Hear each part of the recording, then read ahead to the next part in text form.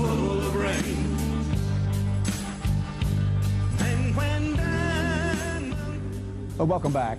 Pizza Hut surveillance video caught a district manager urinating in one of the restaurant's kitchen sinks, causing the restaurant to close down. Turns out the restaurant can actually sue him. Here to break it down for us is San Diego State University business ethics expert and attorney Wendy Patrick. Good morning. Good morning. China is switching things around here because you're used to employees possibly suing their employer.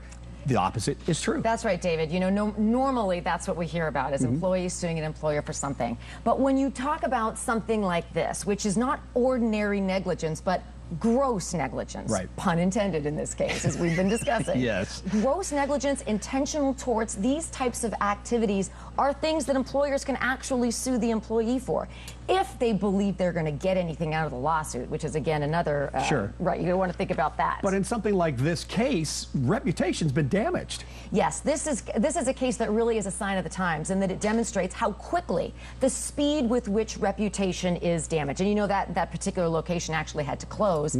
But things go viral so quickly that the amount of reputational damage far exceeds whatever kind of, you know, physical damage there might be. They'll sanitize the sink, they'll sanitize the other 6 locations that he managed, but the reputational damage is huge. And I know the counter argument as well. People say, oh, it's going to be yesterday's news, somebody else is going to do something somewhere, but it still remain to be seen. It's such a popular chain that we're going to have to see if that pans out. And a jury would have to decide ultimately, was Pizza Hut's reputation damaged and did they lose business? And there have to be damages established. Exactly, David. Okay, let's talk about just the average employee that's disgruntled and just doesn't work very hard, just a poor employee. Is that person in trouble?